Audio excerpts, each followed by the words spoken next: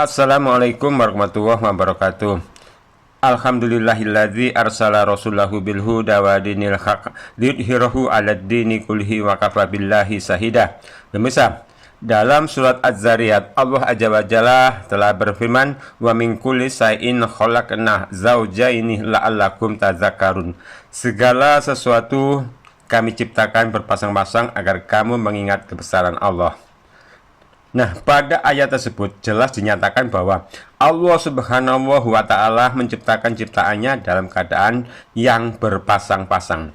Ada malam dan ada siang, ada daratan dan ada lautan, ada terang dan ada gelap, ada kaya dan ada miskin, ada iman dan ada juga kafir, ada kematian dan ada juga kehidupan, ada surga dan juga ada neraka. Ya, kenyataan apa yang kita saksikan bahwa isi alam ini memang dibentuk oleh Sang Pencipta dalam keadaan berpasang-pasang. Dan fakta secara ilmiah pun telah membuktikan bahwa dengan keadaan yang demikianlah rotasi kehidupan di dunia ini bisa berjalan sebagaimana mestinya. Hanya pandangan bagi mereka yang beriman.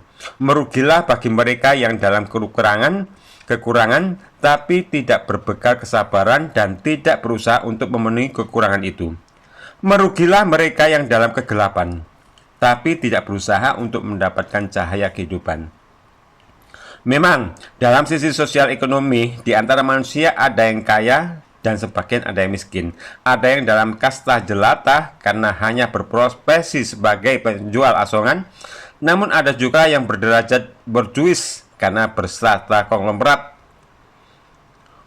Orang yang kaya pun ada yang bersyukur, tapi banyak yang kufur. Ada yang sombong, ada yang rendah hati. Orang miskin pun juga demikian. Ada yang sabar dalam kemiskinannya, namun itu hanya sedikit. Tapi kebanyakan di antara mereka kufur karena nggak tahan atas penderitaannya. Itu adalah fakta. Itu adalah kenyataan yang kita saksikan di tengah-tengah masyarakat. Namun bila kita melihat dari sisi mafsadat dan mudorot dalam keterkaitannya, kemanfaatannya dengan pihak lain, maka kalau yang miskin dalam kesabaran tak menggerutu, dia ridho atas kemiskinannya, dia qanaah dan takwa, maka itu baik sekali dan insya Allah dia adalah ahli surga. Tapi baiknya di sisi kehidupan dunia hanya sebatas untuk dirinya saja.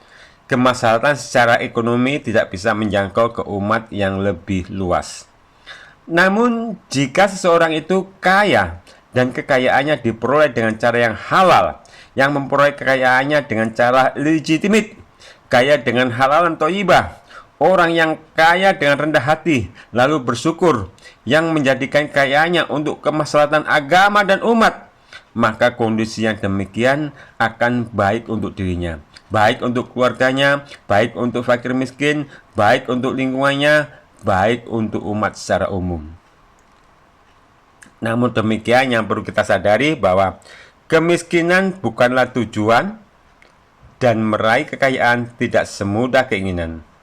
Manusia hanya bisa berencana dan berusaha, tapi endingnya di tangan Allah Azza wa Jalla lah yang menentukan. Maka semua dalam status ujian dan cobaan. Bagaimanapun keadaannya, maka agar manusia tidak terlepas dari rasa syukur, Rasulullah pun memberi solusi dengan sabda beliau, "Unduru ilah man asfala minkum wala tanduru ilah man fauqakum fahuwa ajdaru alla tajdaru nikmatallahi alaikum." Lihatlah kepada orang-orang yang lebih rendah daripada kalian, dan janganlah kalian melihat kepada orang-orang yang berada di atas kalian, karena yang demikian itu lebih patut bagi kalian, supaya kalian tidak meremehkan nikmat Allah yang telah dianugerahkan kepada kalian. Nah, pemirsa, karenanya sangat bodoh dan bukan watak sebagai orang yang beriman bila dunia yang merupakan tempat ibadah hanya dijadikan ratapan kemiskinan. Terlebih lagi sampai menempuh perdukunan untuk bisa keluar dari kemiskinan. Bahkan akibat tidak tahan menderita hingga sampai bunuh diri. Itu konyol bin goblok.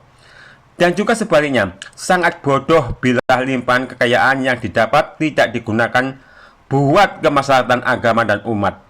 Karena sesungguhnya kehidupan dunia sangatlah sebentar, dan semua pasti tidak ada yang bisa lari dari ketetapan firman kullu nafsin dha'iqatul maut summa ilaina turja'un. Tiap-tiap yang berjiwa akan merasakan mati, kemudian hanyalah kepada kami kamu dikembalikan. Maka orang yang cerdas adalah mereka yang tidak menjadikan kemiskinan sebagai ratapan dan tidak menjadikan kekayaan sebagai kebanggaan, tapi menjadikan semua itu sebagai ujian dan cobaan yang wajib diiringi dengan sabar dan takwa, karena semua akan lenyap pada batas akhir kehidupan, yakni kematian, yang saat itulah masa awal pertanggungjawaban. Maka di masa yang tidak berlaku lagi emas dan dirham, tidak berlaku lagi tawar-menawar harga rupiah atau dolar, masa yang tidak ada lagi transaksi jual beli, maka apa yang sudah kita siapkan untuk menyambut sang pemutus kelezatan? Lalu persiapan apa yang lebih penting kita persiapkan untuk menemani kematian? Nah pemirsa, semoga kita tergolong orang-orang yang cerdas, yakni orang yang senantiasa ingat pada kematian dan telah mempersiapkan bekal dari kematian. Billahi taufiq wal hidayah. Wassalamualaikum warahmatullahi wabarakatuh.